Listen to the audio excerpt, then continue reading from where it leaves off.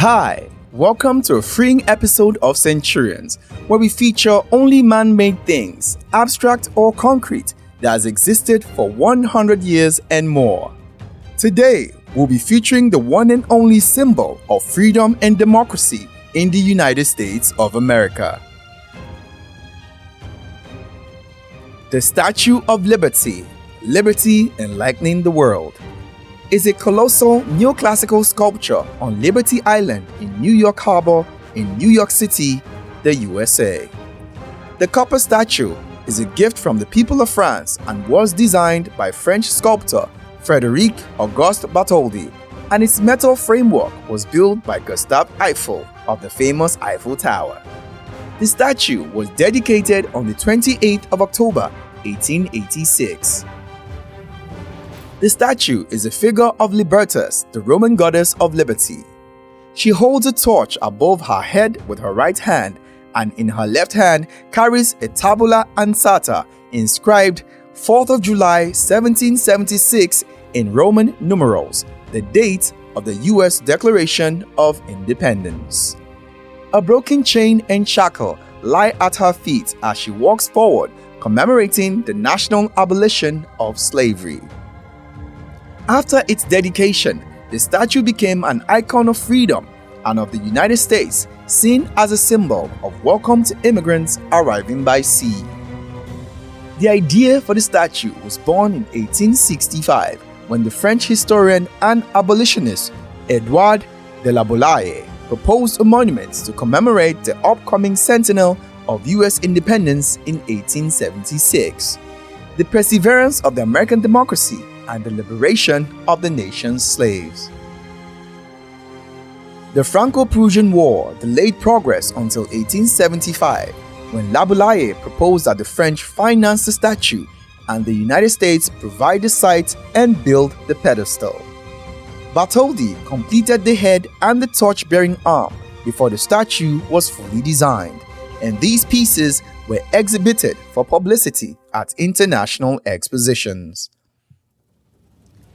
The torch-bearing arm was displayed at the Centennial Exposition in Philadelphia in 1876 and in Madison Square Park in Manhattan from 1876 to 1882.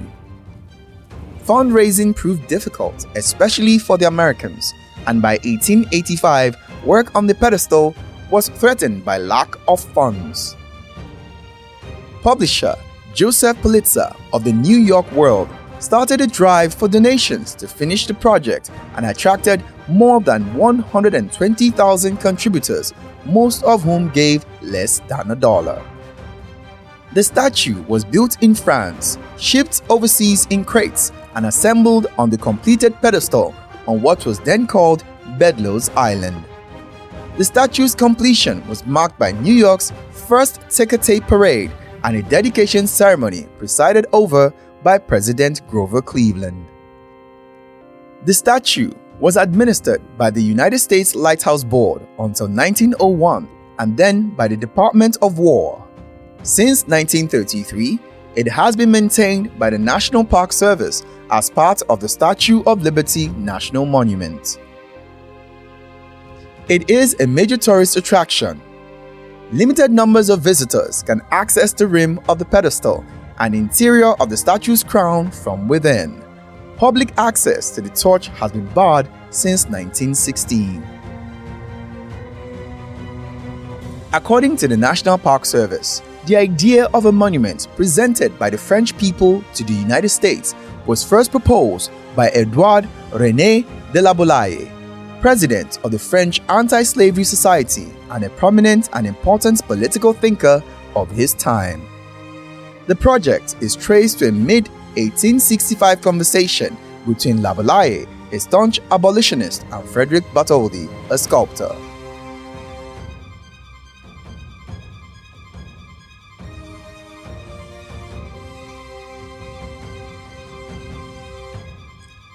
With the abolition of slavery and the Union's victory in the Civil War in 1865, La Boulaye's wishes of freedom and democracy were turning into a reality in the United States.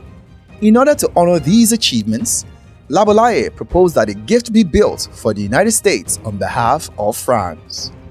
Laboulaye hoped that by calling attention to the recent achievements of the United States, the French people would be inspired to call for their own democracy in the face of a repressive monarchy.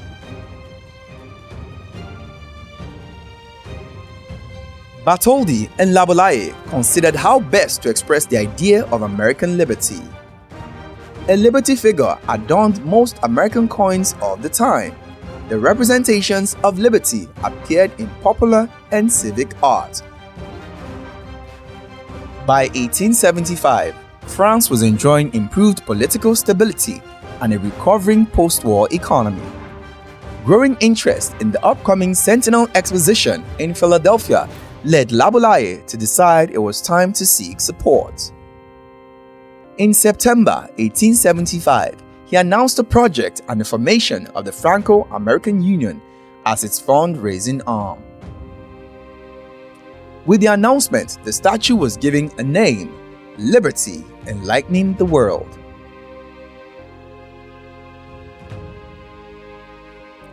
The French would finance the statue. Americans would be expected to pay for the pedestal.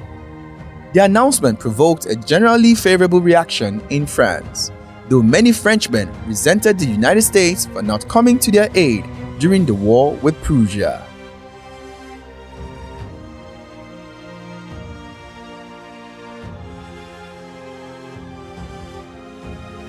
On his return to Paris in 1877, Bartholdi concentrated on completing the head, which was exhibited at the 1878 Paris World's Fair. Fundraising continued with models of the statue put on sale. Tickets to view the construction activity at the Gaguet, Gautier & Co. workshop were also offered. The French government authorized a lottery. Among the prizes were valuable silver plate and a terracotta model of the statue. By the end of 1879, about 250,000 francs had been raised.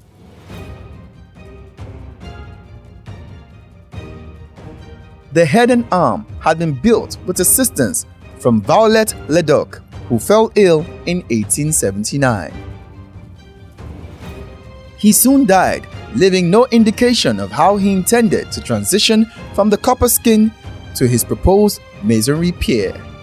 The following year, Bartholdi was able to obtain the services of the innovative designer and builder Gustave Eiffel. Eiffel and his structural engineer Maurice Koechlin decided to abandon the pier and instead build an iron truss tower. Eiffel opted not to use a completely rigid structure, which would force stresses to accumulate in the skin and lead eventually to cracking. A secondary skeleton was attached to the center pylon, then to enable the statue to move slightly in the winds of New York Harbor, and as the metal expanded on hot summer days, he loosely connected the support structure to the skin using flat iron bars. The base of the Statue of Liberty's pedestal contains exhibits on the monument's history, including the original torch of 1886. Visitor access to the Statue of Liberty's torch was halted for good after German operatives set off an explosion on the nearby Blackthorn Peninsula in July of 1916 during World War I. By the early 20th century, the oxidation of the Statue of Liberty's copper skin through exposure to rain, wind, and sun had given the statue a distinctive green color known as verdigris. In 1984, the statue was closed to the public and underwent a massive restoration in time for a centennial celebration. Even after the restoration began, the United Nations designated the Statue of Liberty as a World Heritage Site on the 5th of July 1986. The Statue of Liberty reopened to the public in a centennial celebration. After the terrorist attacks of September 11, 2001, Liberty Island closed for 100 days. The Statue of Liberty itself was not reopened to visitor access until August 2004. It has been an exciting episode today on Centurions. The Statue of Liberty has truly been enlightening, wouldn't you say? Till we'll do this again, please like, subscribe, and share. I'm Dmitri, and I'm saying thank you for watching and bye for now.